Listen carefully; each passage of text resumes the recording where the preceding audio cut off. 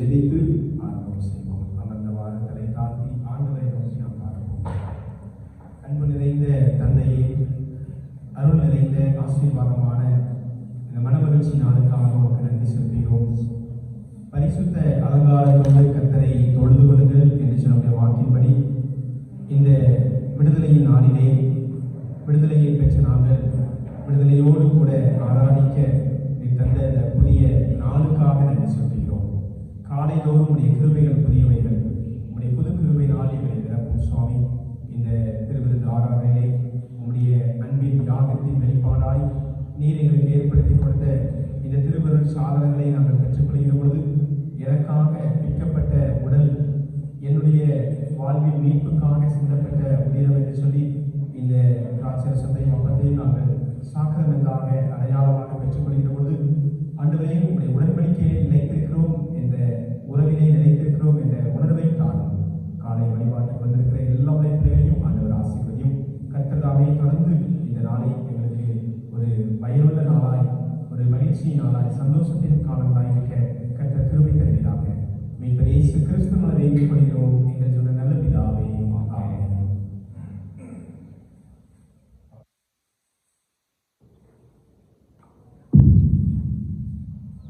ஆராதனைக்காக நாம் யாவரும் எழுந்து நின்று ஆத்மாவை நான்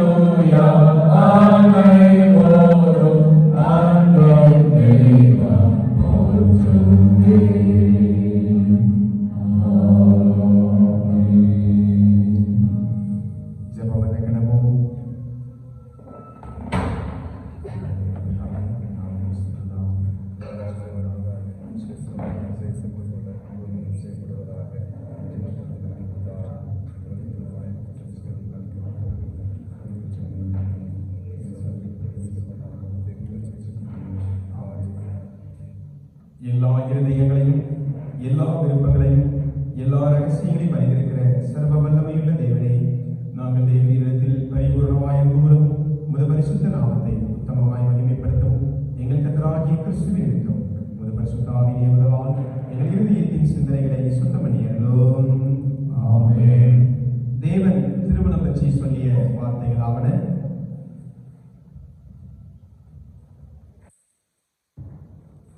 நம்முடைய தேவனாகிய கர்த்தர் ஒருவரே கர்த்தர். உன் தேவனாகிய கர்த்தரிடத்தில் உன் முழு இதயத்தோடும் உன் முழு ஆத்மாவோடும் உன் முழு மனதோடும் உன் முழு பலத்தோடும் அன்பு கூறுவாயாக என்பதே பிரதான கற்பனை. இதற்கு ஒப்பாயிருக்கிற இரண்டாம் கற்பனை என்னவென்றால், உன்னிடத்திலே அன்பு கூறுவது போல் பிறரிடத்திலும் அன்பு கூறுவாயாக என்பதே. இவைகளும் பெரிய கற்பனை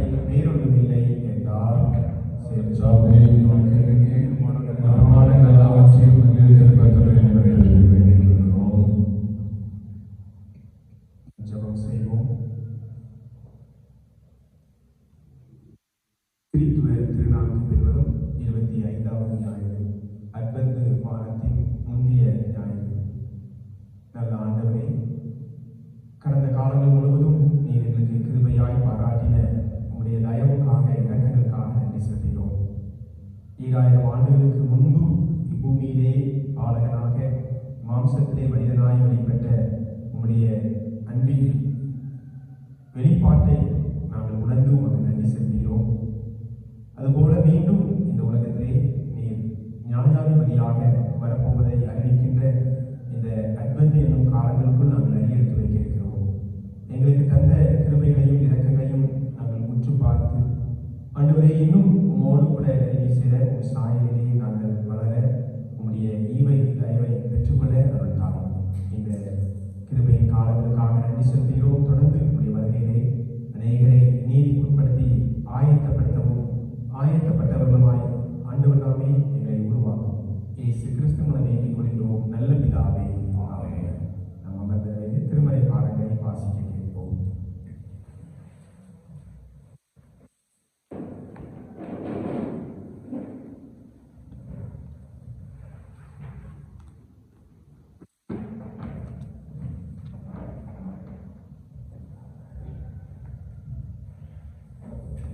நாம் வாசிக்க தெரிந்து கொள்ளப்பட்ட வேண்டிய பகுதி எபிரேயர் 12 1 11 வசனம் வரை.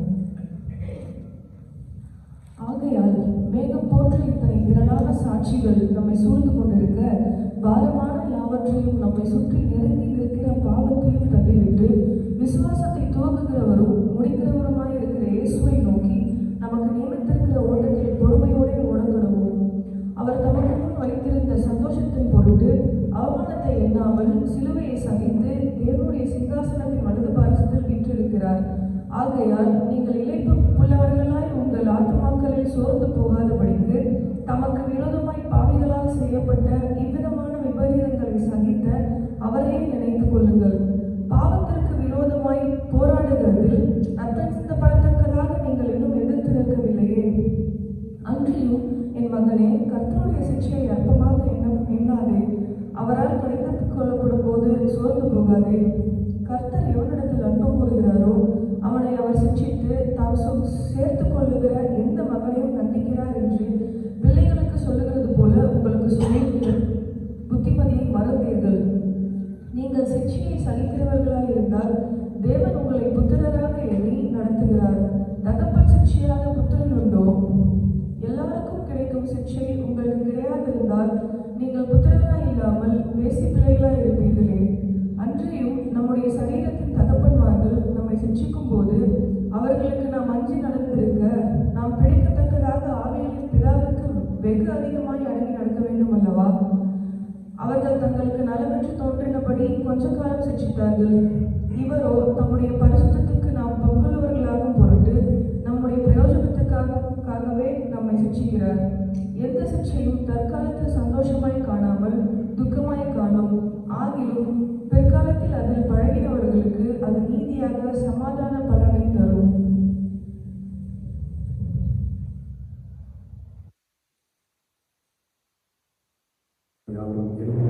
சுவிசேஷ வேத பாடலை வாசிக்கிறோம்.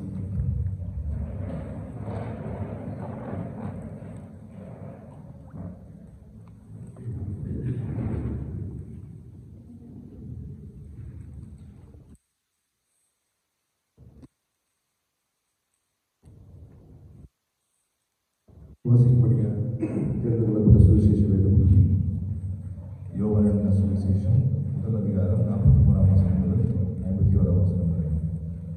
யோவான் எழுதின சுவிசேஷம் 1 அதிகாரம் 43 வசனம் முதல் 51 வசனம் வரை. மறுநாளிலே இயேசு கலிலேயாவுக்கு போக மனதாக இருந்து பிலிப்போவை கண்டு, நீ எனக்கு பின் சென்று வா என்றார். பிலிப்பு என்பவர் அந்திரேயா பேதுரு என்பவருடைய ஊராகிய பெத்சாய்தா பட்டணத்தான். பிலிப்பு நாத்தான்களை கண்டு, நியாயப்பிரமாணத்திலே மோசேயும் தீர்க்கதரிசிகளும் எழுதினவரை கண்டோம், அவர் யோசேப்பின் குமாரனும் நாசரேத்து தூரனுமாகிய இயேசுவே என்றார். அதற்கு நாத்தான்வேல், நாசரேத்திலிருந்து யாதொரு நன்மை உண்டாக கூடுமோ என்றான். அதற்கு பிலிப்பு, வந்து பார் என்றார். இயேசு நாத்தான்வேலை நம்மிடத்தில் வர கண்டு அவனை குறித்து, இதோ கபடற்ற உத்தம இஸ்ரவேலன் என்றார். அதற்கு நாத்தான்வேல், நீர் என்னை எப்படி அறிவீர் என்றான். இயேசு அவனை நோக்கி, பிலிப்பு உன்னை அழைக்கிறதுக்கு முன்னே நீ அத்திமரத்தின் கீழ் இருக்கும்போது உன்னை கண்டேன் என்றார். அதற்கு நாத்தான்வேல், ரபி, நீ தேவனுடைய குமாரன், நீர் இஸ்ரவேலின் ராஜா என்றான். இயேசு அவனுக்கு பிரதியுத்தரமாக, அத்திமரத்தின் கீழே உன்னை கண்டேன் என்று நான் உனக்கு சொன்னதாலே விசுவாசிக்கிறாய். இதிலும் பெரிதானவர்களை காண்பாய் என்றார். பின்னும் அவர் அவனை நோக்கி, வானம் திறந்திருக்கிறதையும் தேவதூதர்கள் மனுஷகுமாரத்திலிருந்து ஏறுகிறதையும் இறங்குகிறதையும் நீங்கள் இது முதல் கொண்டு காண்பீர்கள் என்று மெய்யாகவே மெய்யாகவே உங்களுக்கு சொல்கிறேன் என்றார். வாசிக்க முடியாது சுவிசேஷ வேதத்தை ஸ்தோத்திரம் உண்டாவதாக. என்றவாறு நம்முடைய பற்றுறுதியை விசுவாச அறிக்கையாக இசையா விசுவாச பிரமாணமாக நாம் ஏறெடுப்போம். வானத்தையும் பூமியையும் காலப்பட்டதும்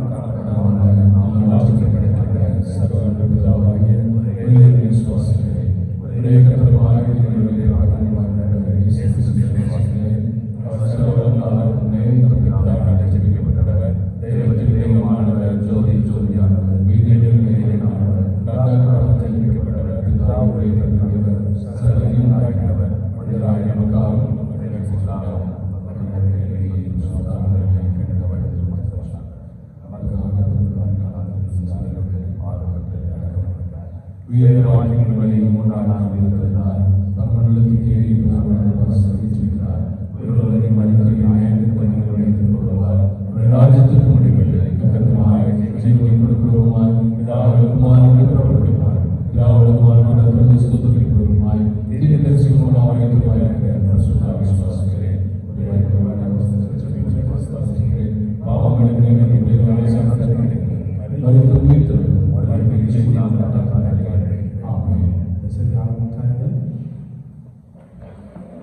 காலை வழிபாட்டுக்கு உடைய கொடுக்கிற வாழ்த்துகின்றோம், வரவேற்கின்றோம். நல்ல வாய்ப்புக்காக ஆண்டவருக்கு நன்றி செலுத்துகிறேன். அன்போடு எங்களை ஏற்றுக்கொண்ட நண்பர் சுவிசேஷ ஜெபப்படி என்ற அருள்பணி இந்த ஸ்தாபனத்திற்காக ஆண்டவரை துதிக்கிறோம். தூத்துக்குடி நாசரேத் திருமணத்தின் சார்பாக எங்களுக்கு ஒரு நல்கிய நல்ல வாய்ப்புக்காக நன்றி செலுத்துகிறோம். இப்பொழுதும் எங்கள் திருமணத்திலிருந்து மூத்த குருவாளர் அன்று ஞானவழி அவருடைய வார்த்தைகள் திரு செல்வின் சார்ல்ஸ் ஐயா அவர்கள் இப்பொழுது ஆண்டவருடைய அருள் செய்தியை நம்மோடு பகிர்ந்து கொள்வார்கள். அவர்கள் நாசரேத் அருகிலே இருக்கிற உப்பாபுரம் தலைவராக இருக்கிறார்கள். அவருடைய மூன்று வார்த்தைகள்.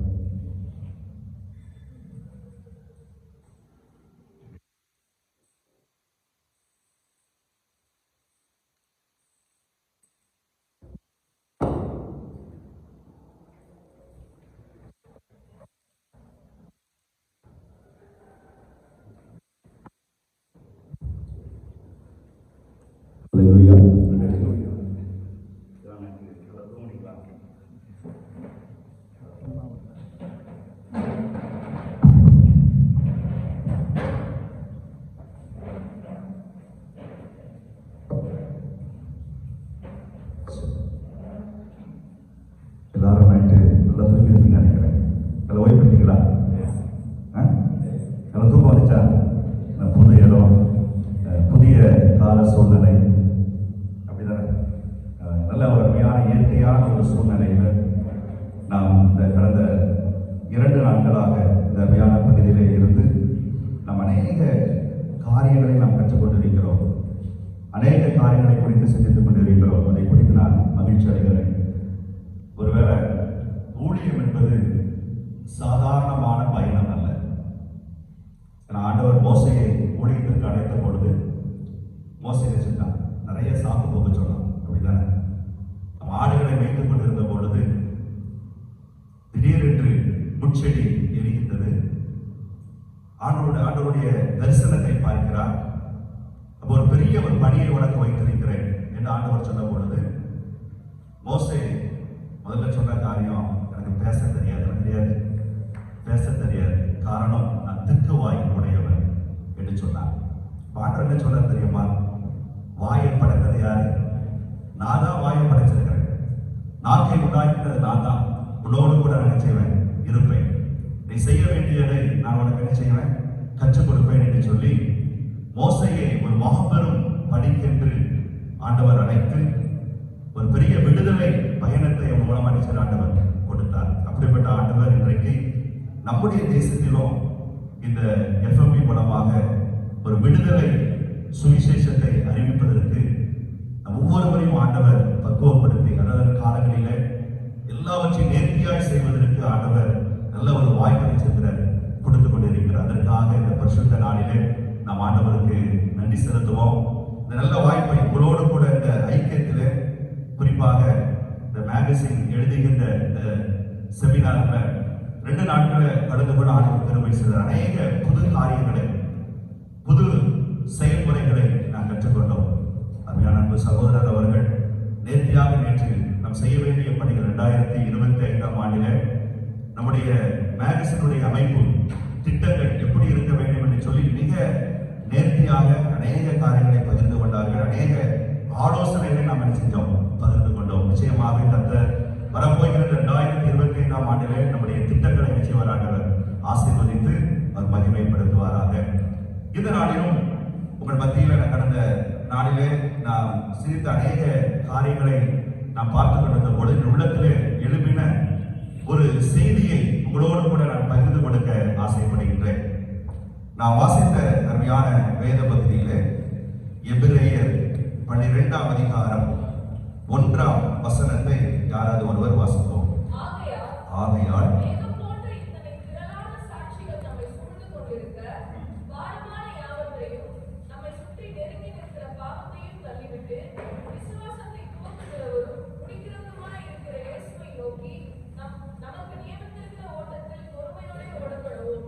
நாம் கண்களை மூடி இந்த நாளிலே ஆண்டவரே எங்களோடு கூட நீங்க பேசுங்க. எங்களுடைய இருதயத்தின் கண்களை திறக்கும்படி பரிசுத்த ஆவியானவர்கள் மத்தியிலே அசைவாடும்படி நாங்கள் கேட்கிறோம் என்று சொல்லி இந்த வார்த்தை மூலமாக நாங்கள் கற்றுக்கொள்ள வேண்டிய காரியங்களை கற்றுக்கொள்ள ஆண்டவரே எங்களுக்கு கிருபை செய்யுங்க என்று சொல்லி நம்மை தாழ்த்தி கொடுப்போம். ஆதாரம் நீதானையா, ஆதாரம் நீதானையா, காலங்கள் மாற கவலைகள் தீர காரணம் நீதானையா, காலங்கள் மாற கவலைகள் தீர காரணம் நீதானையா. உலகத்தில் என்னென்ன ஜெயங்கள் கண்டே நான் இந்நாள் வரையில், உலகத்தில் என்னென்ன ஜெயங்கள் கண்டே நான் இந்நாள் வரையில், ஆனாலும் ஏனோ நிம்மதி இல்லை, குழப்பங்கள் நிறைகின்றன, ஆனாலும் ஏனோ நிம்மதி இல்லை, குழப்பங்கள் நிறைகின்றன, என் நிலை மாற ஆதாரம் நீதானையா,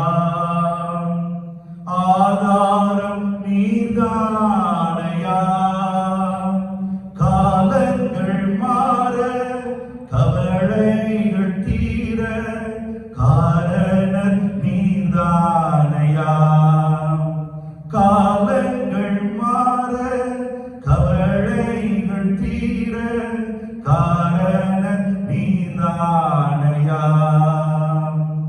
உந்தனின் சாட்சியாய் வாழ உள்ளத்தில் வெகு நாளாய் ஆசை, உந்தனின் சாட்சியாய் வாழ உள்ளத்தில் வெகு நாளாய் ஆசை, உம்மிடம் வந்தே உள்ளத்தை தந்தே சாட்சியாய் வாழ்ந்திடுவேன், உம்மிடம் வந்தேன் உள்ளத்தை தந்தேன் சாட்சியாய் வாழ்ந்திடுவேன், என்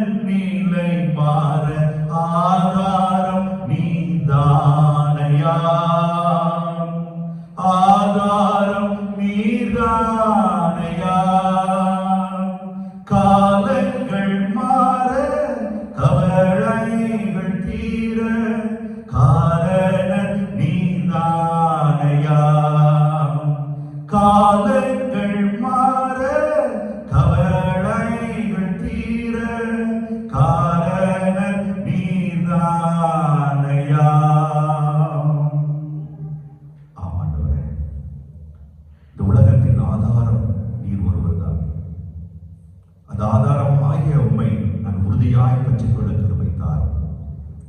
இப்பொழுது எங்களோடு கூட இடைபடும்படியாய் பேசும்படி நாங்கள் ஜெபிக்கிறோம். உடைய வார்த்தையின் சத்தத்தை கேட்கத்தக்கதாக இருதயத்தின் கண்களை திறந்தருளும்படி நாங்கள் ஜெபிக்கிறோம். இயேசுவின் மூலம் வேண்டிக் கொள்கின்றோம் நல்ல பிதாவே, ஆமென். கிறிஸ்துவுக்குள் பிரியமானவர்களே, எபிரேயர் 12ஆம் அதிகாரம் 1ஆம் வசனம் சொல்கிறது, திரளான சாட்சிகள் நம்மை சூழ்ந்து கொண்டிருக்க, திரளான பரிசுத்தவான்கள் நம்மை சூழ்ந்து கொண்டிருக்க, பாரமான யாவற்றையும் நம்மை சுற்றி நெருங்கி நிற்கிற பாவத்தையும் தள்ளிவிட்டு நம்முடைய வாழ்க்கையிலே விசுவாசத்தை துவக்கிறவரும் முடிக்கிறவமாய் இருக்கிற அந்த இயேசுவை நோக்கி நமக்கு நியமிக்கப்பட்டிருக்கிற ஓட்டத்தில் பொறுமையோடு ஓட கடவோம். அல்லேலூயா. இந்த அருமையான பகுதியிலே ஒரு அருமையான காரியத்தை நாம் அறிந்து கொள்ள முடிகிறது. இந்த உலகத்துல பிறந்த ஒவ்வொரு மனிதனும் சிறு குழந்தையாக இருக்கலாம், வாலிபர்களாக இருக்கலாம், பெரியவர்களாக இருக்கலாம், யாராக இருந்தாலும் ஏதோ ஒரு தேடுதல் அவருடைய வாழ்க்கையில் இருக்கிறது. அப்படிதானே? ஏதோ ஒரு தேடுதல், ஏதோ குறித்தோ அவர்கள் தேடிக்கொண்டிருக்கிறார்கள். அந்த தேடலை குறித்துதான் இந்த அருமையான பக்கத்திலே ஆண்டவர் ஒரு காரியத்தை கற்றுக் கொடுக்க விரும்புகிறார். எல்லாருக்கும் ஒரு தேடுதல் இருப்பதை நாம் உணர்ந்து கொள்ள முடிகிறது. ஒரு நம்முடைய முற்காலங்களிலே தேடுதல் என்பது கடினமான ஒரு காரியம். அப்படிதான், கடினமான காரியம். ஒரு காரியத்தை அறிந்து கொள்ளணும், ஒரு காரியத்தை புரிந்து கொள்ள வேண்டும் என்று சொன்னால், ஒருவேளை அந்த காரியத்தை அறிந்து கொள்வதற்கு பல புத்தகங்களை நாம் என்ன செய்ய வேண்டும், படிக்க வேண்டும். பல காரியங்களை நாம் பிறருடைய அனுபவத்தில் என்ன செய்ய வேண்டும், கற்றுக்கொள்ள வேண்டும். அப்பதான் நம்ம விரும்புகிற அந்த கேள்விக்கு சரியான பதில் என்ன செய்ய முடியும், பெற்றுக்கொள்ள முடியும். ஆனால் இன்றைக்கு பாருங்க, இளைய சமுதாயத்தை நீங்க அவளை கூப்பிட்டு கேட்டீங்கன்னா, எப்ப இந்த காரியம் என்ன, இந்த காரியத்தை நீ அறிந்திருக்கிறாயா என்று சொல்லி கேட்கும் பொழுது, ஓ எனக்கு எல்லாமே தெரியுமே, அதை தேடுவது எனக்கு என்ன கிடையாது, கஷ்டமே கிடையாது என்ற ஒரு கால நிலைக்குள்ளாக இந்த உலகத்தில் மனிதர்கள் நாம் வாழ்ந்து கொண்டிருக்கிறோம். ஒரு வாரம் முன்பதாக நானும் ஆண்ட்ராய்டு அவர்களும் திருச்செந்தூரில் இருக்கிற ஆர்டிஓ அலுவலகத்துக்கு சென்றிருந்தோம். அப்ப அந்த சேஸ் நம்பர், இதனுடைய சேஸ் நம்பரை நீங்க குறிச்சிட்டு வாங்க அப்படின்னு சொல்லி அவர்கள் அனுப்பி வச்சிருந்தாங்க. அப்போ ஒரு கடையில நாங்க போய் அந்த சேஸ் நம்பரை எங்களுக்கு அந்த ஸ்டிக்கர்ல ஒட்டி கொடுங்கன்னு சொல்லி அவர்கிட்ட கேட்கும் பொழுது, ஒரு எல்லா வண்டியிலும் சேஸ் நம்பர் எங்க இருக்கும், பேனட்டை திறந்தா அந்த சேஸ் இருக்கும். அப்படிதானே? சேஸ் நம்பர் மேல லெஃப்ட்லயோ ரைட்லயோ சென்டர்லயோ எங்கேயாச்சும் ஒரு இடத்துல ஒவ்வொரு வாகனத்திலும் அந்த நம்பர் இருக்கும். ஆனா அந்த வண்டியில தேடி தேடி பார்க்கிறோம். அவரும் ஏன்னா நிறைய வண்டிகளுக்கு சேஸ் நம்பரை எடுத்து கொடுத்த ஒரு கடைக்காரர் தான். அவர் தேடி தேடி பார்க்கிறாரு, சேஸ் நம்பர் என்ன செய்ய முடியல, அதை கண்டுபிடிக்க முடியல. எங்க இருக்கவங்க வண்டியில அந்த நம்பரே இல்லை, இன்ஜின் நம்பரே என்ன செய்யல, இல்ல கண்டுபிடிக்க முடியல அப்படின்னு சொல்லி அவங்க நினைச்சிட்டு இருக்கும்போது, ஐயா உடனே ஒருத்தருக்கு போன் பண்ண தெரிஞ்ச ஒரு கார் மெக்கானிக்கு போன் பண்ணாங்க. இந்த வண்டிக்கு, இந்த குறிப்பிட்ட வண்டிக்கு சேஸ் நம்பர் எங்க இருக்குது, அதை நாங்க எழுதணுமே அப்படின்னு கேட்டாங்க. அப்ப அந்த மெக்கானிக் என்ன செய்யல, அந்த நம்பர் இருக்கிற இடம் தெரியல. உடனே நாங்க ஒவ்வொரு இடமா பார்த்துக்கிட்டு இருக்கிறோம். அப்படி பேசிக்கிட்டு இருக்கும் பொழுது ஐயா உடனே யூடியூப்பை ஆன் பண்ணாங்க. அந்த வண்டி பேரை போட்டு, இந்த வண்டிக்கு சேஸ் நம்பர் எங்க இருக்கும் அப்படின்னு சொல்லி கேட்ட உடனே கண்மைக்கிற நேரத்துல அதனுடைய விடையை அவர்கள் தேடி பெற்றுக் கொண்டார்கள். அல்லேலூயா. கண்மைக்கிற நேரத்துல நம்ம எங்கெங்கயோ கேட்டோம், ஒருத்தருக்கு தெரியல, அனுபவசாலிகளுக்கு தெரியல, அந்த கடை வச்சிருக்கிறவங்களுக்கு தெரியல. ஆனா நம்ம கையில் இருக்கிற மொபைல், இந்த டிஜிட்டல் சயின்ஸ் இருக்கு பாத்தீங்களா, அதுல நம்ம தேவைய சொன்ன உடனே சீட்டுக்கு பின்புறத்தில் இருக்கிற அடியில அது என்ன இருக்கு, நம்ம எங்க தேடிட்டு இருந்தோம், பேனட்ல வேலை தேடிட்டு இருந்தோம். ஆனா அந்த சீட்டுக்கு அடியில பின்புறத்துல இருக்கிறது என்று சொல்லி யூடியூப்ல ஒரு சில நிமிடத்துல கண்டுபிடிச்சாங்க. அவனை சொன்னாங்க, பாருயா அது பின்னாடி சீட்டுக்கு அடியில பாரு, அந்த ஃப்ளோர் மேட்டை தூக்கி பாரு, அந்த அடியில செய்யுது, இன்ஜினுடைய நம்பர் இருக்குது அப்படின்னு சொல்லி கண்டுபிடிச்சாங்க. இதை யார் சொல்றாங்கன்னா, இன்றைய வாலிப சமுதாயம் தங்களுக்கு தேவையான தேடுதலை மிக எளிவாக தேடி கண்டுபிடிக்கின்ற ஒரு வெகுவான ஒரு காலகட்டத்திலே வந்திருக்கிறோம். இணையத்தில் போனீங்கன்னா நம்ம தெரிந்து கொள்ள வேண்டிய அனைத்து காரியங்களையும் நீங்க டிஜிட்டல் சயின்ஸுடைய வளர்ச்சியை பார்த்தீங்கன்னா நிறைய சொல்லலாம். அப்படிதானே? கூகுள் இருக்குது, அப்படிதானே? வேற என்ன சொல்லுங்க பார்க்கலாம். குரோம் இருக்குது, டக் ஓபன் இருக்குது, அப்புறம் ஃபயர்ஃபா இருக்குது, ஓபரா இருக்குது, பொனலெக்ஸ் இருக்குது, டால்பியா இருக்குது, இப்படி நிறைய காரியங்கள், ஐஓஎம் இருக்குது, நிறைய காரியங்களை இந்த டிஜிட்டல் சயின்ஸ்ல நீங்க இருக்கிற அந்த தொலைத்தொடர்பு நம்ம அறிந்து கொள்ள வேண்டிய காரியங்களை பார்க்க முடிகிறது. இதுல என்ன ஒரு வருத்தமான ஒரு செய்தி என்னவென்று சொன்னால், இன்றைய வாலிபர்கள் தங்களுடைய வாழ்க்கையின் நோக்கம் என்ன, நான் வாழும் வாழ்வு அர்த்தமுள்ளதா இருக்கிறதா என்பதை இந்த வாலிபர்கள் தேடுவதே கிடையாது. என்ன செய்யறது கிடையாது.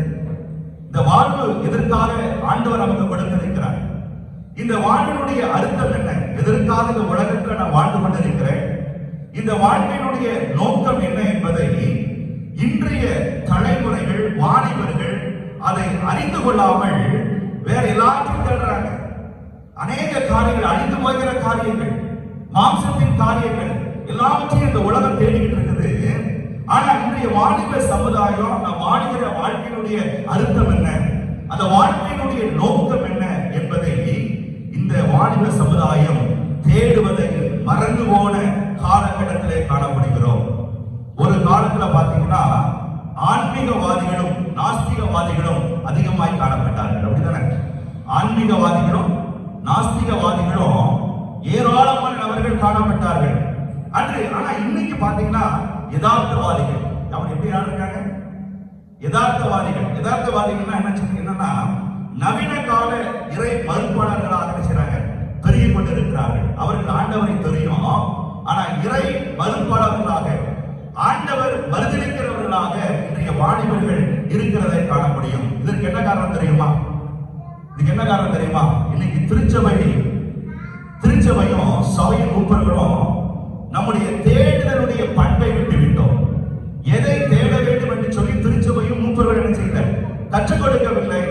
இன்னைக்கு திருச்சபை இந்த தேடுதல் பண்பை விட்டபடினால நம்முடைய இளைஞர்கள், இந்த தலைமுறை அர்த்தமுள்ள வாழ்க்கையை தேட முடியாதபடி, ஒருவேளை தேடுவதற்கான தூண்டுதலை திருச்சபை நம்முடைய வாலிபர்களுக்கு கொடுக்காதபடினால, அந்த தூண்டுதலை சொல்லிக் கொடுக்காதபடினால இன்னைக்கு பாருங்க, இதை மறந்ததுனால மேற்கத்திய நாடுகளில் திருச்சபை தன்னுடைய வாலிபர்களை ஆலயத்தை விட்டு தூரமாய் வைத்திருக்கிறது. ஆலயத்தை விட்டு எப்படி இருக்கிறாங்க? தூரமா இருக்கிறாங்க. நீங்க மேற்கத்திய நாடுகள் நீங்க போனீங்கன்னா பாத்தீங்கன்னா, நீங்க நடக்கிற ஆராதனையில பாத்தீங்கன்னா 2 பாட்டி, 2 அப்பச்சன், 2 பாட்டி, அப்படிதானே? 4 பேர் தான் உட்கார்ந்திருப்பாங்க. வாலிபர்கள் என்ன செய்ய முடியாது, திருச்சபையில பார்க்க முடியாது. வாலிபர்களை பார்ப்பது கடினமான ஒரு சூழ்நிலை. இது தேவ பக்தி உள்ள சந்ததிகளை உருவாக்க திருச்சபையும் பண்டிகையோட சொல்றாரு 2ஆம் அதிகாரம் 15ஆம் வசனத்துல, யாவங்களை உண்டாக்கினேன் பக்தி உள்ள ஒரு சந்ததியை உருவாக்குவதற்காக. ஆனா பக்தி உள்ள சந்ததியை இன்றைய திருச்சபையும் மூப்பர்களும் இன்னைக்கு நம்மை போன்ற அமைப்புகளும் உருவாக்க தவறிவிட்ட ஒரு காலகட்டத்திலே நீங்களும் நானும் வாழ்ந்து கொண்டிருக்கிறோம். இன்னைக்கு ஆண்டவர் நம்முடைய வாலிபர்கள் எதை தேட வேண்டும், எதை நாட வேண்டும் என்று சொல்லி நான் வாசித்தது 2 வேத பகுதியில் இருந்து சில காரியங்களை நான் சொல்லி நான் ஜெபித்து நான் முடிக்க ஆசைப்படுகின்றேன். வேத புத்தகத்தை நீங்க வாசித்து பார்க்கும் பொழுது இந்த வாலிபர்கள் எவ்விதமான காரியத்தை சோதரித்துக் கொள்ள முடியும் என்பதை திருமறை ஏராளமான பாடங்களை நமக்கு கற்றுக் கொடுத்துக் கொண்டே இருக்கிறது. அதுல முதன்மையான ஒரு காரியம் சொன்னா seek the holiness. முதலாவது வாலிபர்கள் தேட வேண்டிய காரியம் பரிசுத்தத்தை தேடுங்கள் என்று ஆண்டவர் நம்மை அன்போடு அழைக்கிறார். எதை தேடணுமா? நீங்க வாலிபர்கள் பரிசுத்தத்தை தேட, அதுக்காக இந்த முயற்சி. இந்த மேகசின் எதற்கு நம்ம போடுறோம் அப்படின்னா, என் தலைமுறையின் வாலிபர்கள் எதையோ தேடி செல்கின்றார்கள். அழிந்து போகிற காரியத்தை, மண்ணுக்குரிய காரியத்தை, மாம்ச இச்சைகளை தேடி ஓடுகிற இந்த காலகட்டத்தில் என் தலைமுறை பரிசுத்தத்தை தேடுகிற தலைமுறையாய் மாற வேண்டும். Seek the holiness. அவருடைய பரிசுத்தம், பரிபூரணத்தை அடைகிற வாலிபர்களாய் மாற வேண்டும். இந்த நோக்கத்தை தெரிந்து கொள்வதற்கு திருச்சபை தூண்டுகோலாக இருக்க வேண்டும். இந்த மிஷன் அதற்கு தூண்டுகோலாக இருக்க வேண்டும். அதற்காக தான் இவ்வளவு பிரயாசங்கள், இவ்வளவு பண பிரியத்தை நாம் செய்வதற்கு காரணம், என் வாலிபர்கள் பரிசுத்தத்தை தேடுகிற வாலிபர்களாக மாற வேண்டும். ஆதியாகமம் 39ஆம் அதிகாரத்துல 9ஆம் வசனத்தை நான் வாசிக்கிறேன். அங்க என்ன சொல்லப்பட்டிருக்கிறது? இப்படி இருக்க நான் இத்தனை பெரிய பொல்லாங்குக்கு உடன்பட்டு தேவனுக்கு விரோதமாய் பாவம் செய்வது எப்படி என்றார். யார் சொல்றா? யோசேப்பு சொல்றார். இந்த யோசேப்பு யாரு? அடிமையாய் வந்த ஒரு மனிதன். அடிமையாய் வந்த ஒரு மனிதன். ஒருவேளை அந்நிய நாட்டில கிடைத்த ஒரு பெரிய நல்ல வாழ்க்கை, ஒரு ஃபாரின் தேசத்துல நல்ல ஒரு வாழ்க்கை யார் கிடைச்சிருக்கு? அடிமையாய் வந்த யோசேப்புக்கு கிடைத்திருக்கிறது. அது மாத்திரமல்ல, தன்னுடைய எஜமானுக்கு, போத்திபர் இடத்துல தன்னுடைய எஜமானுக்கு உகந்தவனாக தன் வாழ்க்கையை தொடங்கினவன். அந்த வயசு என்ன தெரியுமா? 17 வயசு. எத்தனை வயசு? ஒரு வாலிப முறுக்குள்ள வயது. அந்த வாலிப வயசுல நம்பிக்கையோடு தன்னுடைய வாழ்க்கையை தொடங்கினவன், எதிர்காலத்தை எண்ணி உண்மையுடன் வாழ்ந்த ஒரு வாலிபன் என்று சொல்லி யோசிப்பு நம்ம செய்யலாம், சொல்லலாம். ஆனா இந்த 17 வயது வாலிபன் எல்லா ஆசைகளையும் இருந்தவனாய் இருந்தாலும் அவருடைய உள்ளம் தேவனை தேடுகிற உள்ளமாய் இருந்தது. அல்லேலூயா. எதை தேடிச்சா? தேவனை தேடுகிற உள்ளம். நிறைய ஆசைகளை தேடுகிற உள்ளம் தான் அவனுக்கு. ஏன்னா வயசு எத்தனை வயசு? 17 வயது. ஆனா அவருடைய உள்ளம் தேவனுக்கு தூரமாய் இருக்கவில்லை. தேவனை தேடுகிற உள்ளமாக இந்த மனுஷனுடைய வாலிபனுடைய உள்ளம் இருந்தது. ஆகவேதான் அவன் எஜமாட்டினுடைய இச்சைகளுக்கு அழைத்த பொழுது, பல நாட்கள் வற்புறுத்தின பொழுது அவன் என்ன செய்யல? அந்த வாழ்க்கையில தீர்மானமாய் இருந்து ஆண்டவருக்கு பரிசுத்தமான ஒரு வாழ்க்கை இந்த வாலிபன் வாழ்ந்ததாக, தேவனுக்கு துரோகம் செய்வது எப்படி என்று சொல்லி தன் வாழ்க்கையை அர்ப்பணித்தார். பிரியமானவர்களே, இதுதான் வாலிபர்களுடைய வாழ்க்கையில தேட வேண்டிய காரியம். சூழ்நிலைகள் நம்மை பாவம் செய்வதற்கு என்ன செய்யும்? தூண்டும். நம்மை சுற்றி இருக்கிற காரியங்கள் எல்லாம் பாவம் தான். நாம் பார்க்கிறது, பேசுகிறது, செயல்கள் எல்லாம் பாவம் தான். இந்த கரைபடைந்த உலகத்தின் மத்தியிலே நம்முடைய வாலிபர்கள் பரிசுத்தத்தை தேடி வருகின்றார்களா? அந்த பரிசுத்தத்தை தேடி அந்த திரளான சாட்சி கூட்டத்தில் நம்முடைய சந்ததிகள் நிற்கின்றதா என்பதை நாம் என்ன செய்ய வேண்டும்? சிந்தித்து பார்க்க வேண்டிய ஒரு காலகட்டத்தில் நாம் வாழ்ந்து கொண்டிருக்கிறோம். பிரியமானவர்களே, அவன் நினைத்திருந்தா ரகசியமாக பல காலங்கள் இந்த பாவ வாழ்க்கையின் இன்பத்துல அவன் வாழ்ந்திருக்கலாம். ஆனால் அவன் உள்ளம் கர்த்தரை சிநேகிக்கிற பரிசுத்தத்தை தேடினது. மல்கியா 2:11 சொல்றாருல, அவனுடைய உள்ளம் கர்த்தருடைய பரிசுத்தத்தை தேடினபடினால அந்த பாவத்தை நான் எப்படி செய்வேன்? வாசியுங்களேன். 2 கொரிந்தியர் 7ஆம் அதிகாரம் 1ஆம் வசனத்தை வாசிப்போம். 7:1 7:1 2 கொரிந்தியர் 7:1.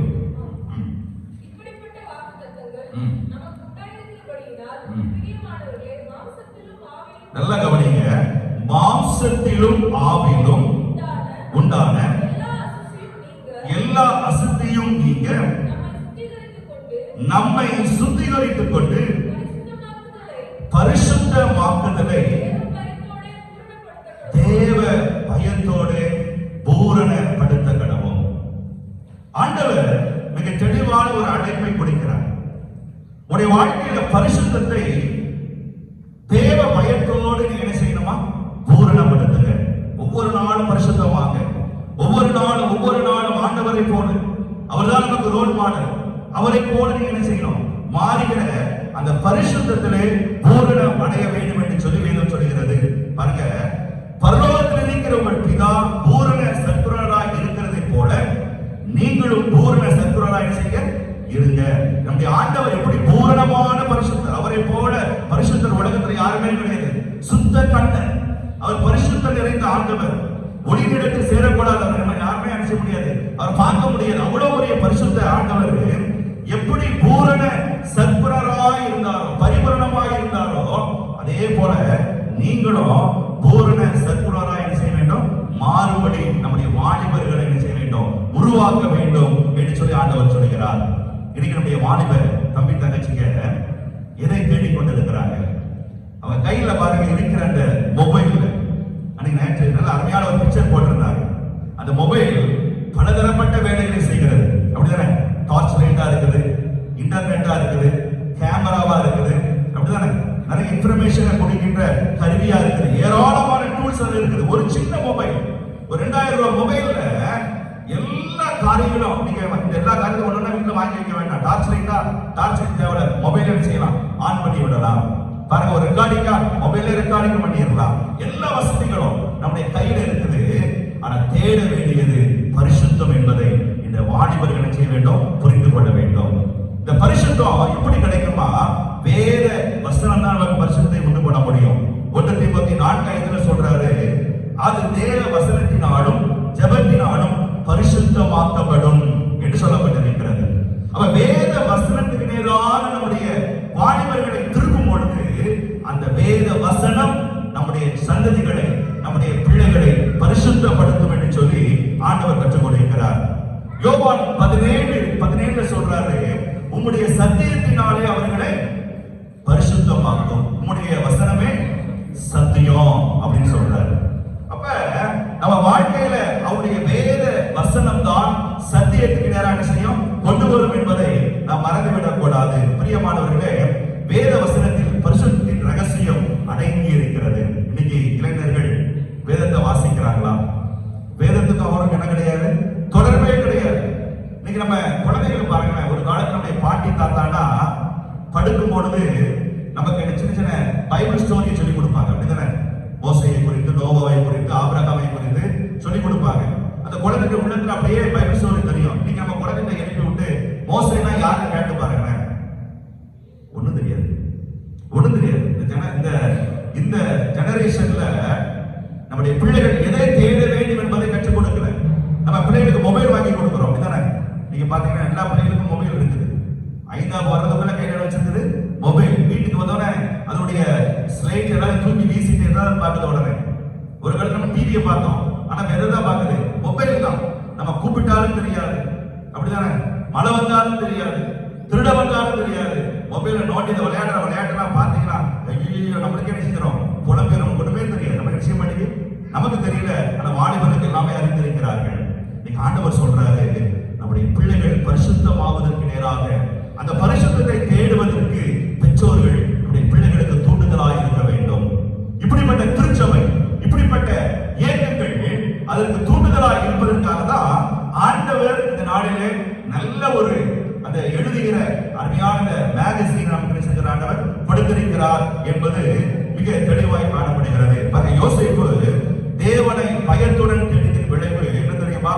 ஒரே இரவில் அடிமை நிலை மாறி அவன் வாழ்ந்த நாட்டில அதிபதியாய் மாற்றப்பட்டான். அல்லேலூயா. அதுதான் ரகசியம், அதுதான் விளைவு. இன்னைக்கு நம்ம பிள்ளைகள் பாவத்தினுடைய காரியங்கள் அதிகமாக இருந்திருக்கிறபடினால அதன் விளைவு அழிவுக்கு நேராக சென்று கொண்டு இருக்கிறாங்க.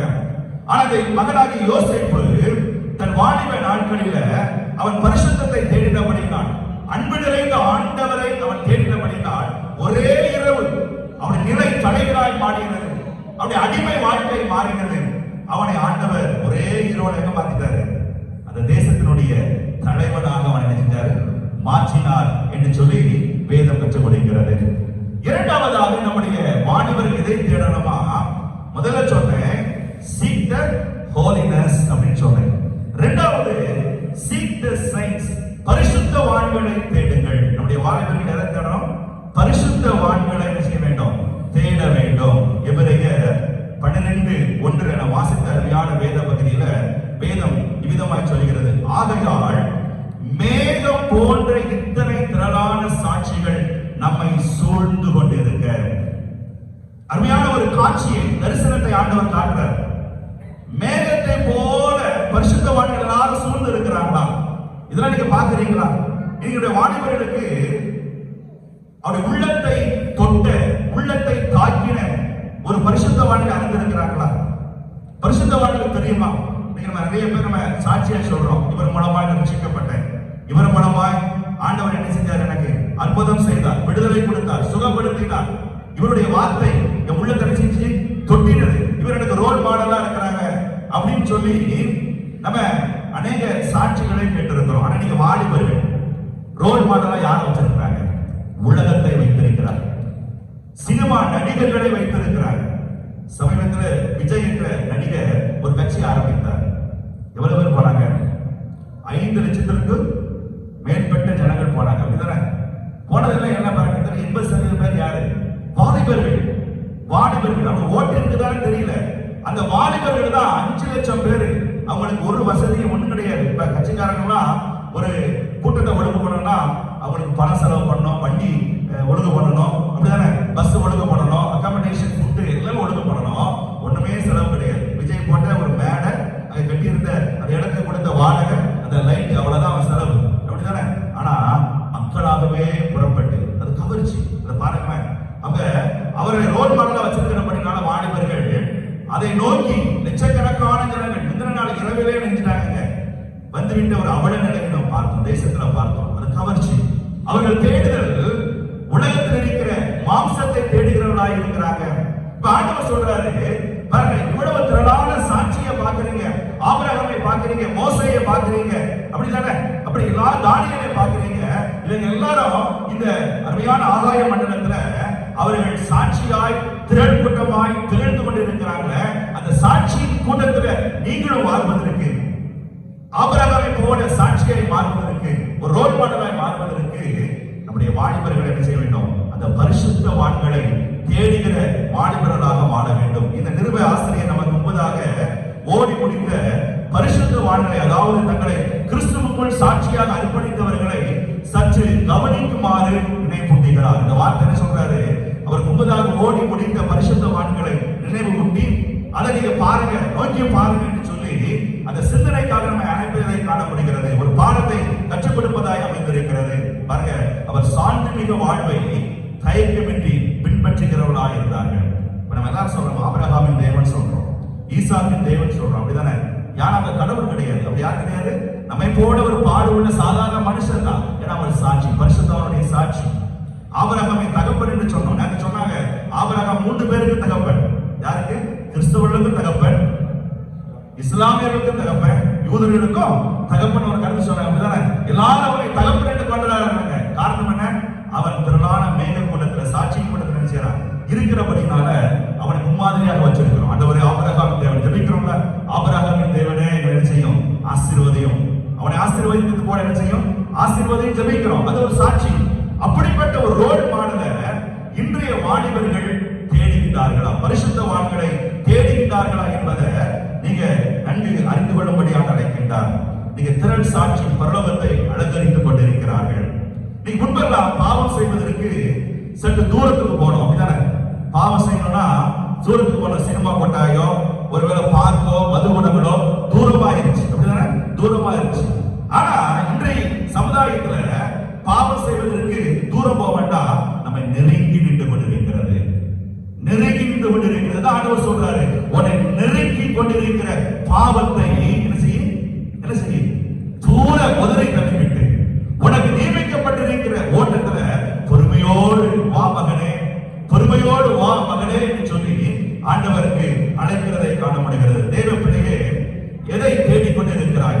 பரமன் இயேசுவையா அல்லது பாவத்தையா? இன்னைக்கு நம்முடைய வாழ்க்கை ஆண்டவரை தேடுகிற வாழ்க்கையாக இருக்கிறதா? பரிசுத்த வாழ்க்கையுடைய முன்மாதிரியை தேடுகிற வாழ்க்கையாக இருக்கிறதா? இன்னைக்கு நமக்கு முன்பதாக வருங்கால சந்ததிகளுக்கு முன்பாக தைரியமாய் வாழ்ந்து சாட்சியாய் வாழ்ந்த ஏராளமான பரிசுத்தவான்கள் இருக்கிறார்கள். ஏனோக்கு இருக்கிறார், தானியேல் இருக்கிறார், ஏசாயா இருக்கிறார், எரேமியா இருக்கிறார், எசேக்கியா இருக்கிறார், யோசேப்பு இருக்கின்றார். இப்படிப்பட்ட பரிசுத்தவான்கள் நமக்கு ரோல் மாடல் என்ன செய்யணும்? மாறணும். அப்படிப்பட்ட அழைப்பை தேடுகிற வாலிபர்களாக நம்முடைய வாலிபர்கள் மாற வேண்டும். கடைசியாக ஒரு காரியத்தை சொல்லி நான் முடிக்க ஆணைப்படுகின்றேன். Seek the Holy One. பரிசுத்தத்தை தேடுங்கள், பரிசுத்தத்தை தேடுங்கள். பாருங்க, நான் வாசித்த வேத பகுதியில யோவான் 1ஆம் அதிகாரம் 19ஆம் வசனத்துல நாத்தான்வேல் சொல்கிறார், ரவி, நீ தேவனுடைய குமாரன், நீ இஸ்ரவேலின் ராஜா என்றான். பரிசுத்தரை அவன் தேடுகிறவனாக இந்த நாத்தான்வேல் இருக்கிறான். ஒருவேளை புதிய ஏற்பாட்டுல நாத்தான்வேலிடம் ஒரு தேடல் இருந்தது. என்ன தேடல்? இஸ்ரவேலின் மீட்புக்காக காத்திருந்தார். அந்த இஸ்ரவேலை மீட்பதற்காக அந்த ரபி வருவார், மேசியா வருவார் என்ற தேடுதல் புதிய ஏற்பாட்டில நாத்தானுடைய வாழ்க்கையில காணப்பட்டதை பார்க்க முடிகிறது. இன்னைக்கு நம்முடைய இளைய சமுதாயம் இயேசுவை தேடுகிற சமுதாயமாக இருக்க வேண்டுமா? ஒருவேளை ரோம அடிமைத்தனத்தில் இருந்து தேசம் எப்பொழுது விடுதலை பெறும் என்று சொல்லி அந்த மேசியா வருவார் என்று சொல்லி ஒரு பெரிய தேடுதல், அந்த மேசியாவை பார்க்க வேண்டும் ஒரு தேடுதல் இருந்தது. அன்பு வாலிபனே, உடைய உள்ளம் உடைய சொந்த மீட்பராகிய இயேசு கிறிஸ்துவை தேடிய இருதயமாய் காணப்படுகிறதா? மீட்பர் எப்பொழுது வருவார் என்ற ஆவல் நம்முடைய வாலிபர் உள்ளத்தில் காணப்படுகிறது என்பதுதான் இந்த திருமறை நமக்கு கற்றுக் கொடுப்பதாய் அமைந்திருக்கிறது. திருமறையில கானா ஊரை சேர்ந்தவன் இந்த நாத்தான் வேல் என்று சொல்லப்பட்டிருக்கிறது. இந்த பரிசுத்த மீட்பரை தேடிக்கொண்டிருந்த ஒரு மனிதன் என்று சொல்லப்பட்டிருக்கிறது. பிரியமானவர்களே, திருமறையின் வேதபாரகன் எஸ்ரா யூதாவின் ஆளுநராக நெகேமியா இருந்த பொழுது இந்த தேடல் காணப்பட்டது. இன்னைக்கு இந்த பரிசுத்தவான்களை போல நம்முடைய வாலிபர்கள் ஆண்டவரை தேடுகிற வாலிபர்களாக காணப்படுகிறார்களா? இந்த உலகத்துல இயேசு ஏன் வந்தாலும் தெரியுமா? அவர் நம்மை பார்த்து தேடிக்கொண்டிருக்கிறார். வேதம் சொல்லிய லூக்கா 19ஆம் அதிகாரத்துல இழந்து போனதை நான் தேட வந்தேன். இழந்து போனதை தேட வந்த ஆண்டவர், நம்முடைய ஆண்டவர் அன்புள்ள ஆண்டவர் தான். ஆனா நம்முடைய அன்பைக்காக நினைக்கிறார், அவர் ஏகுகிற தெய்வமாக இருக்கிறார். அவர் இழந்து போனதை தேடுபடி வந்த ஆண்டவர். நீங்க வேத புத்தகத்தை நீங்க வாசித்து பார்த்தீங்கன்னா லூக்கா எழுதின சுவிசேஷத்துல 15ஆம் அதிகாரத்துல 3 விதமான இழப்பை குறித்து நாம் பார்க்க முடிகிறது. இன்னைக்கு மனுஷன் 3 விதமான சூழ்நிலையில இழந்து தேவனை தேடுவதை மறந்து தூரமாய் சென்று கொண்டிருக்கிறார். இந்த லூக்கா 15ஆம் அதிகாரத்தை வாசித்து பார்த்தீங்கன்னா மேய்ப்பன் ஒரு ஆட்டை இழந்து போனதை பார்க்கிறோம். ஒரு ஸ்திரீ ஒரு வெள்ளிக்காசை இழந்து போனதை பார்க்கிறோம். ஒரு தகப்பன் தன்னுடைய இளைய மகனை செஞ்சான், இழந்து போனான். இந்த இழந்து போன எல்லா நிலைகளிலும் இவர்கள் நினைச்சாங்க, தேடி சென்றார்கள். 100 ஆடு இருந்துச்சு. 100 ஆடு இருந்த அந்த மேய்ப்பன் ஒரு ஆட்டை இழந்த உடனே மீதி இருந்த 99 ஆட்டை விட்டு ஒரு ஆட்டை செஞ்சான், தேடி போனான். தேடி போனான். நீ எங்கேயோ போயிட்ட, மேய்ப்பனின் குரலை கேட்காம எங்கேயோ போயிட்டிய என்று சொல்லி அவன் அழைக்க சென்றான். அது மாத்திரமல்ல, வெள்ளிக்காசு 10 வெள்ளிக்காசுல ஒரு வெள்ளிக்காசு நினைச்சிட்டு தொலைந்து விட்டது. யூத பாரம்பரியத்துல பாத்தீங்கன்னா பெண்கள் திருமணமாகாத பெண்கள் என்ன செய்வாங்கன்னா அவர்கள் அவருக்கு ஒவ்வொரு வெள்ளிக்காசை சேர்ப்பாங்க. அவருடைய 10 வெள்ளிக்காசு அவங்க சேர்த்து முடிச்ச உடனே அதை கோர்த்து மாலையா செய்வாங்க, போட்டுக் கொள்வார்கள். அவ 10 வெள்ளிக்காசு போட்டது சமுதாயத்துல ஒரு பெரிய அந்தஸ்தை கொடுக்கிற ஒரு காரியம். 10 வெள்ளிக்காசு போட்டிருக்க அவர் முழுமையான பெண்ணாய் மாறிவிட்டார் என்று சொல்லி ஒரு அந்தஸ்தை கொடுக்கின்ற ஒரு காரியம். அப்படி அந்தஸ்து கொடுக்கிற ஒரு வெள்ளிக்காசு தொலைந்த உடனே அந்த ஒரு வெள்ளிக்காசு, ஐயோ என் அந்தஸ்து போயிட்ட, ஒருவேளை எனக்கு 9 வரங்கள் இருக்கிறது, ஆனா நான் தெரிந்து கொள்ள வேண்டிய காரியம் ஒரே ஒரு காரியம், இயேசுவை நினைச்சிருக்கணும், நான் தெரிந்திருக்கணுமே, அதை மறந்துட்டேன். எனக்கு 9 நன்மைகள் இருக்கலாம், 9 காரியங்கள் இருக்கலாம், ஆனா ஆண்டவருடைய சமூகத்துல தெரிந்து கொள்ளப்பட வேண்டிய ஒரே ஒரு காரியம், நல்ல பங்கை அருமையான சகோதரி செஞ்சார், தெரிந்து கொண்டாள். நல்ல பங்கை, நல்ல பங்கை. இன்னைக்கு வாலிபர்கள் நல்ல பங்காகிய இயேசுவை தெரிந்திருக்கிறார்களா? அந்த இயேசுவை முழுமையாக அறிந்திருக்கிறார்களா? இந்த காலை வேளையில வாலிபர்களுக்கு இப்படிப்பட்ட ஊண்டு சக்தியாக நம்முடைய ஊழியர்கள் செய்ய வேண்டும், இருக்க வேண்டும். நம்முடைய திருச்சபை இப்படிப்பட்ட அர்ப்பணிப்பின் அழைப்பை நம்முடைய வாலிபர்கள் செய்ய வேண்டும், கொடுக்கின்ற திருச்சபையாக இருக்க வேண்டும் என்று சொல்லி ஆண்டவர் நமக்கு ஒரு அருமையான காரியத்தை கற்றுக் கொடுக்கிறார். பிரியமானவர்களே, இனி நம்முடைய வாழ்க்கையின் தேடுதல் என்ன? பரிசுத்தரை தேடுகின்றோமா? பரிசுத்தவான்களை தேடுகின்றோமா? நம்முடைய வாழ்க்கையில தேடுதல் பரிசுத்தமாய் வாழ வேண்டும் என்கின்ற தேடுதல் நம்முடைய வாழ்க்கையில் காணப்படுகிறதா? அது இல்லைன்னா நம்முடைய வாழ்க்கை ஒரு வெறுமையான வாழ்க்கை, போலியான வாழ்க்கை, நம்முடைய செயல்கள் வீணான ஒரு செயலாக மாறிவிடும். நீங்க ஆண்டுடைய சமூகத்துல நம்மை தாழ்த்தி ஒப்பு கொடுப்போமா? ஆண்டவரே, எல்லாம் எனக்கு இருக்குது ஆண்டவரே, ஆனா என் வாழ்க்கையில பரிசுத்தம் இல்லை, ஏதோ ஒரு காரியத்தை இழந்து நிற்கிறேன், என் இருதயத்துல நிம்மதி இல்லை. வாலிபர்கள் நன்றாக படிக்கிறாங்க, நல்ல வேலைகளை போறாங்க. நீங்க பாத்தீங்கன்னா ஐடி துறையில அவங்க நல்ல நல்ல வேலைகளை போறாங்க, வெளி தேசங்களில் வேலை செய்ய போறாங்க, பல லட்சங்களை சம்பாதிக்கிறாங்க. ஆனா பாருங்களேன், நிறைய சூசைட் நடக்குது. எங்க நடக்குது? நடக்குது அங்கதான் நடக்குது. நிம்மதி இல்லை, நிம்மதி இல்லை, நிம்மதியை இழந்து வாடுகின்றார்கள். இன்னைக்கு நிறைய பேர் ஐடி துறை இருக்கிற பிள்ளைகளுக்கு கல்யாணமே ஆக மாட்டேங்குது. 30-40 வயசு ஆகிட மாட்டேங்குது, கல்யாணமே ஆகல. அது நிலை என்ன? அவங்க எல்லாத்தையும் தேடி போனாங்க. நல்ல இடத்துல படிக்கணும், நல்ல வேலைக்கு வரணும், பெரிய கம்பெனில பணி செய்யணும், நல்லா சம்பாதிக்கணும், எல்லாம் செஞ்சாங்க. ஆனா தேட வேண்டியதை வாலிபர்கள் விட்டுவிட்டபடினால வாழ்க்கையினுடைய பரிபூரணத்தை இழந்திருக்கிறார்கள். உலகத்தின் ஆசைகள் இருக்கலாம், உலகத்தின் அந்தஸ்துகள் இருக்கலாம், வேலைகள் இருக்கலாம், படிப்பு இருக்கலாம், எல்லாம் இருக்கலாம். ஆனா ஒன்னே ஒண்ணு ரொம்ப முக்கியம், அதான் நித்திய வாழ்வுக்கு என்ன செய்யும் கொண்டு போகிற காரியம். அருமையான வேதத்துல படிச்சோம்ல, நம்ம வாக்கியமாய் சொன்ன அருமையான வேத வசனத்துல நம்மை சுத்தி கொண்டிருக்கிற பாரமான காரியத்தை எல்லாம் முதலாதான் நீ எங்க போக முடியும்? இயேசுவை நோக்கி நமக்கு நியமிக்கப்பட்டிருக்கிற ஓட்டத்தில் செய்ய முடியும், போய் நிற்க முடியும். அப்படிப்பட்ட அர்ப்பணிப்போடு இன்றைய சமுதாயம் மாறுவதற்கு நாம் ஒரு கருவியாய் மாற ஆண்டவர் நம்மை இந்த காலை வேளையில அன்போடு அழைக்கின்றார். கண்களை மூடுவோமா? ஆண்டவரே, இந்த காலை வேளையிலும் எங்களோடு கூட பேசின உங்களுடைய வார்த்தைகளுக்காக உங்க நன்றி அப்பா. என் வாலிபர்கள், இந்த வாலிப உலகம் எதையோ தேடி சென்று கொண்டிருக்கிறது. ஆனா தேட வேண்டியது ஒன்றே ஒன்று, அது இயேசு. அவருடைய பரிசுத்தம், பரிசுத்த வாழ்க்கை. இதை தேடுவதற்கு நீங்க திருச்சபை நாங்கள் தூண்டுதலாக இருக்கின்றோமா?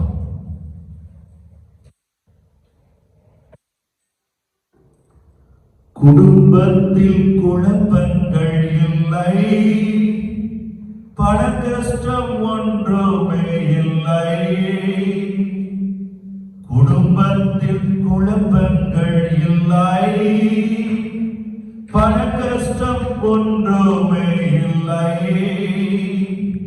ஆனால் ஏனோ நிம்மதி இல்லை, அமைதிதான் களைகின்றது. ஆனால் ஏனோ நிம்மதி இல்லை, அமைதிதான் களைகின்றது. என் நிலை மாற ஆதாரம் நீதானையா சொல்வோம், ஆதாரம் நீதானையா. காலங்கள் மாற கவலைகள் தீர காரணம் நீதானையா. ஆமென்.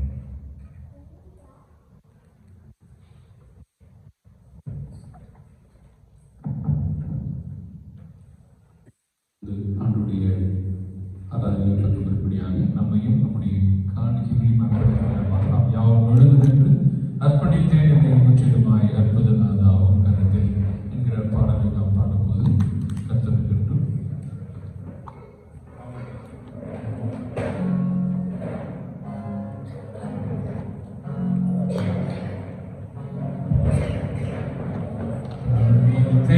என்னை முற்றிலுமா அற்புதநாதா உம் கரத்தில் அனைத்தும் உமக்கே சொந்தமென்று அன்பரே என்னை தத்தம் செய்வேன்.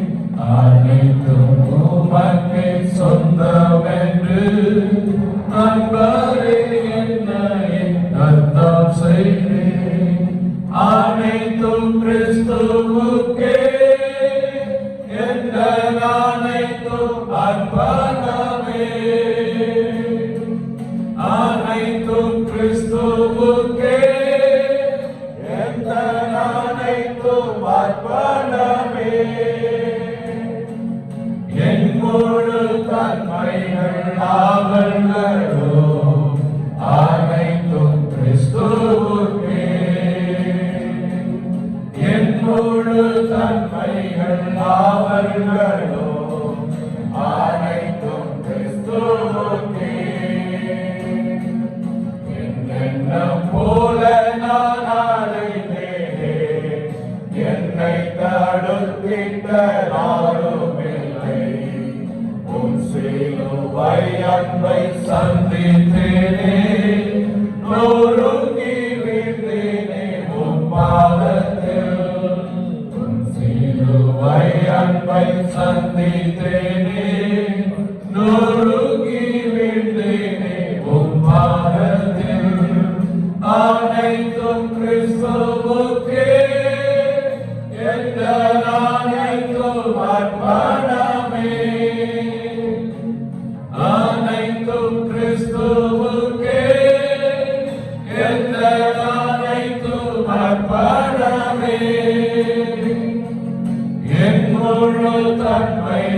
லாபங்களோ அனைத்தும் கிறிஸ்துவுக்கே. என் முழு தன்மைகள் லாபங்களோ அனைத்தும் கிறிஸ்துவுக்கே. ஐம்பூலங்கள் யாவும் அடங்கிய ஐம்பெரும் காயங்கள் ஏற்றனாதான் வான்பூமி கிரகங்கள் ஆள்பவரே என்னையும் ஆண்டிட நீரே வல்லோ. வான்பூமி கிரகங்கள் ஆள்பவரே என்னையும் ஆண்டிட நீரே வல்லோ. அனைத்தும் கிறிஸ்துவுக்கே எங்கள் அனைத்தும் அர்ப்பணமே. அனைத்தும் கிறிஸ்துவுக்கே எங்கள் அனைத்தும் அர்ப்பணமே. என் முழு தன்மைகள் லாபங்களோ அனைத்தும் கிறிஸ்துவுக்கே. என் முழு தன்மைகள் லாபங்களோ அனைத்தும் கிறிஸ்துவுக்கே. என் வாழ்வில் இழந்த நன்மை நீராய் எஞ்சிய நாட்களில் உழைப்பேனே. நீ தந்த ஈவு வரங்கள் யாவும் உம்மாடி சிறுகிட முற்றும் தந்தே. நீ தந்த ஈவு வரங்கள் யாவும் உம்மாடி சிறுகிட முற்றும் தந்தே. அனைத்தும் கிறிஸ்துவுக்கே எங்கள் அனைத்தும் அர்ப்பணமே. அனைத்தும் கிறிஸ்துவுக்கே எங்கள் அனைத்தும் அர்ப்பணமே. என் முழு தன்மைகள் ஆவல்களோ அனைத்தும் கிறிஸ்துவுக்கே. என் முழு தன்மைகள் ஆவல்களோ அனைத்தும் கிறிஸ்துவுக்கே. நம்மையும் நம்முடைய காணிக்கையும் நின்றவாறு அவருடைய சமூகத்தில் அர்ப்பணிப்போம். நம் மத்தியில் இருக்கிற அருள் திரு ஆண்டவர் ஞானொலி அவர்கள் நம்மளுடைய காணிக்கையும் அர்ப்பணித்து இந்த ஜெபத்தை ஏற்படுத்தார்கள்.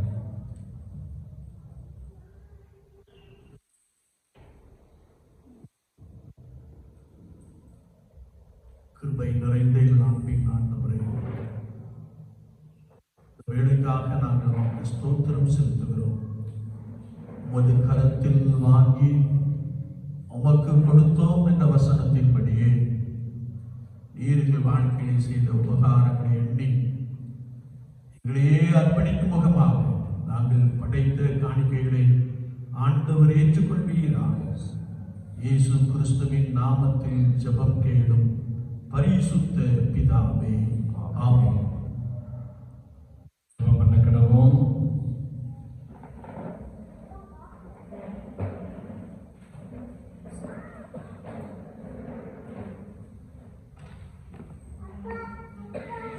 உங்கள் பாவங்களை பெற்ற முழுவதுடைய மேல் மனசாகப்பட்டு பிறரிடத்தில் அன்பும் சிநேகமாய் தேவனுடைய கற்பனைகளை கை கொண்டு புதிதாக்கப்பட்டவர்களாய் அவருடைய பரிசுத்த மார்க்கத்தில் நடப்போம் என்ற தீர்மானத்திற்கு விசுவாசத்தோடு சேர்ந்து உங்களுக்கு ஆதரவு உண்டாக இந்த பரிசுத்த சாக்கிரமத்தை வாங்கிக் கொள்ளுங்கள்.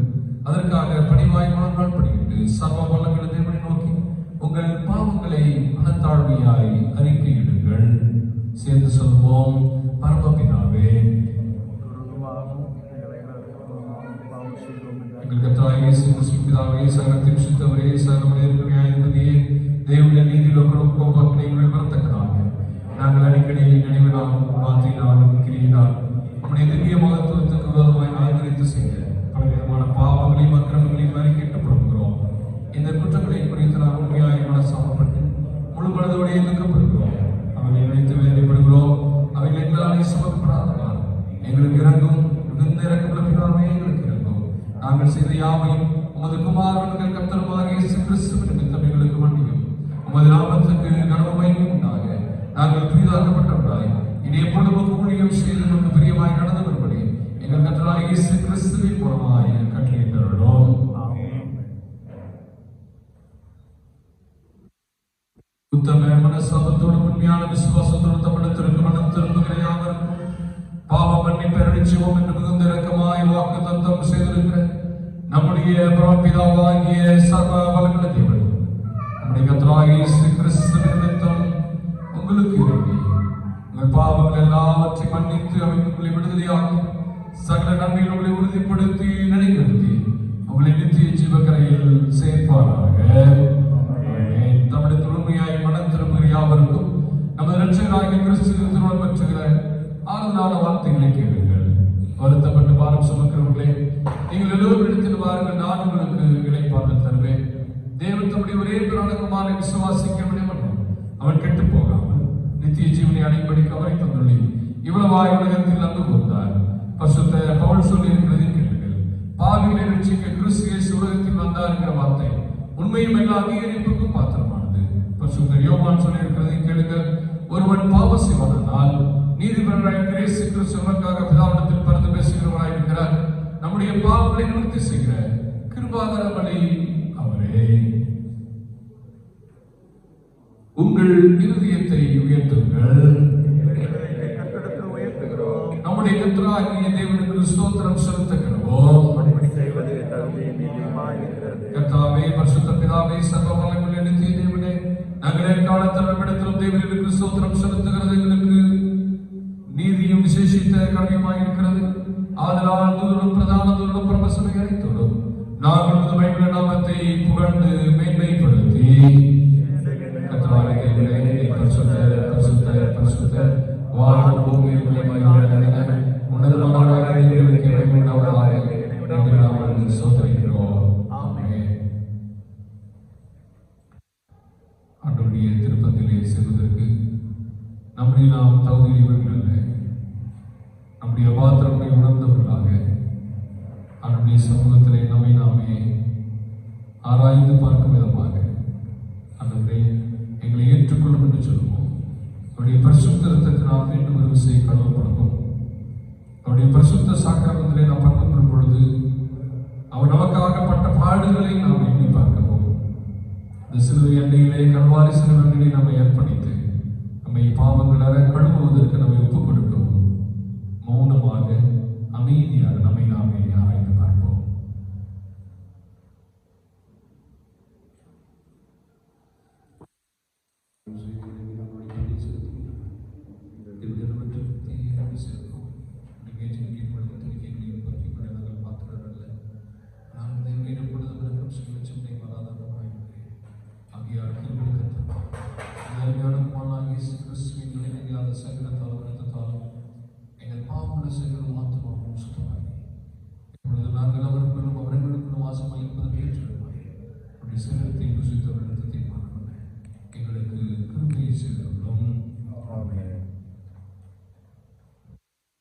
சர்வ வல்லமையுள்ள தேவனே, எங்களுக்கு எங்கள் பரமபிதாவே, தேவரே, எங்களுக்கு குறுக்கமாய் இறங்கி முடியவரே, குமாரனாகிய இயேசு கிறிஸ்து சிலுவையில் மரணம் அடைந்தவர்களை மீட்டுக்கொள்ளும்படி தந்துள்ளீரே.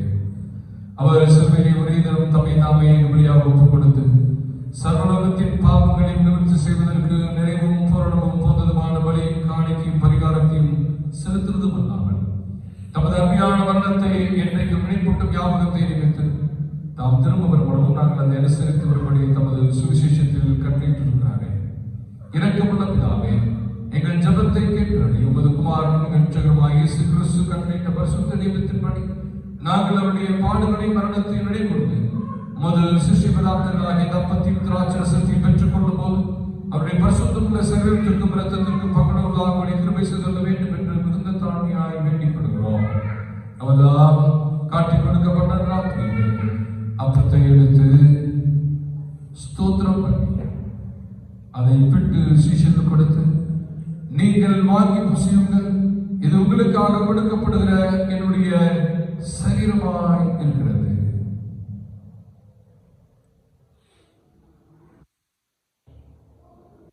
என்னை நினைவுறும்படி செய்யுங்கள் என்றார். அப்படியே ராமாஞ்சனம் பண்ணின பின்பு அவர் பாத்திரத்தையும் எடுத்து ஸ்தோத்திரம் பண்ணி அவர்களுக்கு கொடுத்து, நீங்கள் எல்லாரும் இதிலே பானம் பண்ணுங்கள், இது பாவ மன்னிப்புண்டாகும்படி உங்களுக்காகவும் அனைவருக்காகவும் சொல்லப்படுகிற புது உடன்படிக்கைக்குரிய என்னுடைய இரத்தமாக இருக்கிறது.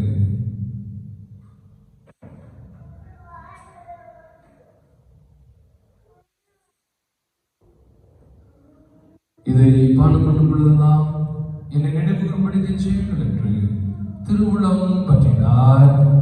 ஆமென்.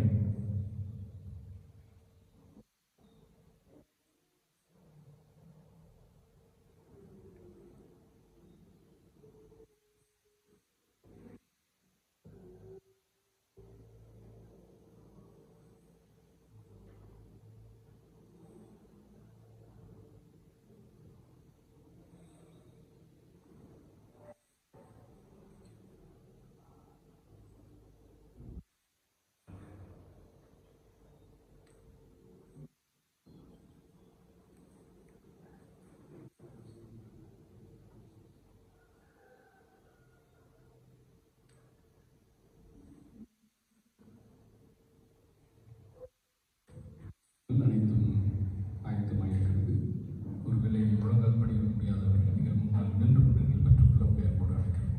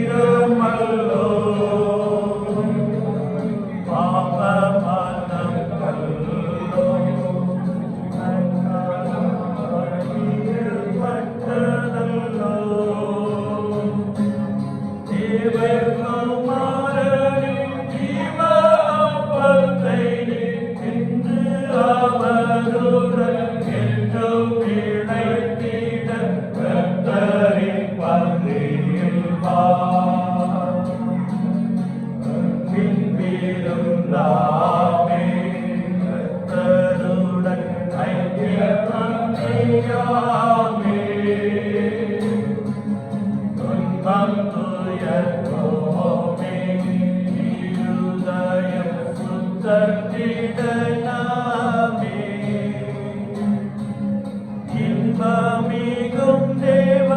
அன்பின் பேருந்துக்கு ஏது தாமதமும் இல்லாதிப்போ தேவா கர்த்தரின் பந்தியில் வா. ஜெபம் பண்ண கடவோம். பரமண்டலங்களில் இருக்கிற எங்கள் பிதாவே, உம்முடைய நாமம் பரிசுத்தப்படுவதாக.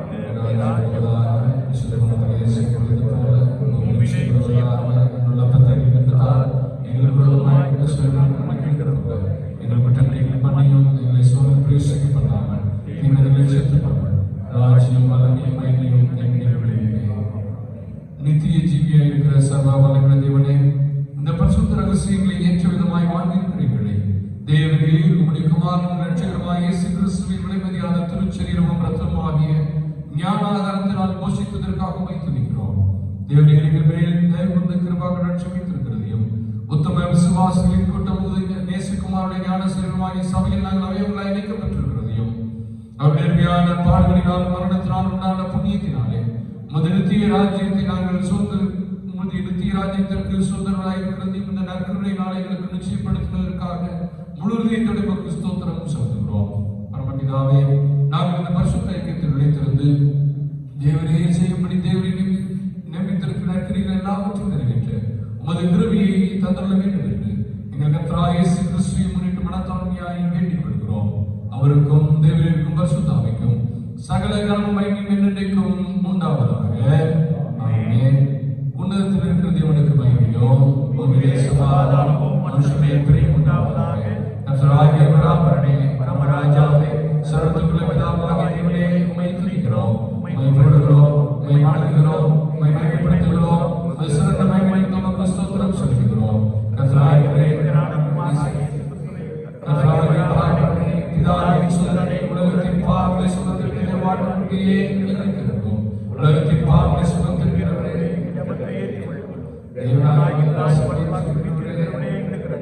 நீரே பரிசுத்த, நீரே கடந்த கிறிஸ்துவே, நீரே ஒருவரே பரிசுத்த ஆவியோடு ஆமென். எல்லா புத்திக்கும் மேலான தெய்வ சமாதானம் உங்களோடு நீங்கள் தேவனுடைய குமாரனாகிய இயேசு கிறிஸ்துவை பற்றி அறிவிலும் அன்பிலும் நினைத்திருக்கும்படி உங்கள் இதயத்தையும் சுத்தியும் காக்க கடவுது. பிதா, குமார், பரிசுத்த ஆவியாகிய சர்வ வல்லமை பொருந்திய தேவனுடைய ஆசீர்வாதம் உங்களுக்குள்ளே இருந்து எப்பொழுதும் உங்களோடு நிலைத்திருக்க கடவுது.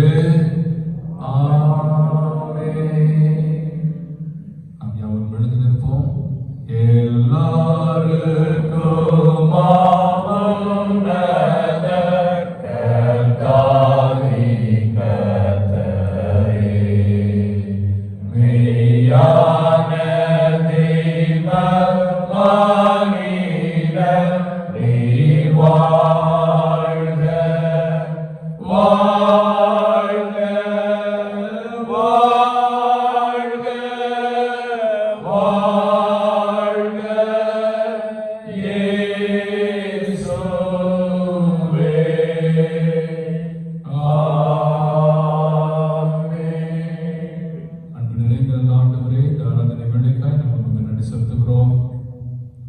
இந்த பரிசுத்த நாளிலே நாங்கள் உங்கள் சமூகத்தை நோக்கி பார்க்கிறோம்.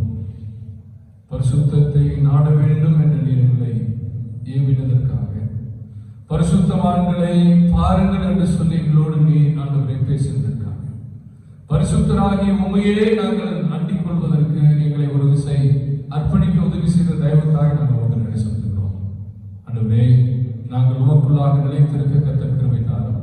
நண்பர் சுவிசேஷ ஜெபக்குழுவிற்காய் ஆண்டவரே, இந்த இயக்கத்திற்காய் என்னுடைய முன்னோடிகளுக்காய் அருமையான விஷயங்களுக்காய் கொடான ஸ்தோத்திரங்கள் எடுக்கிறோம். இந்த நாளிலும் ஆண்டவரே, வாலிபர்கள் மற்றும் டீன்ஸ் மத்தியில் நடைபெறுகிற ஊழியத்திற்காக ஆண்டவரே, உமது பிள்ளைகளை நீர் ஒன்றுபடுத்தி அழைத்த தயவுக்காய் ஸ்தோத்திரம். உடைய திருவிழா சித்தம் உடைய வாழ்க்கையை வெளிப்படுத்தினதற்காக ஆண்டவரே, இன்னும் எப்படி செயல்பட வேண்டும் என்று சொன்ன இறுதிகளை தூண்டி எழுப்புவதற்காய் நன்றி செலுத்துகிறோம். இந்த குழுவை நீ தொடர்ந்து ஆசீர்வதியும்.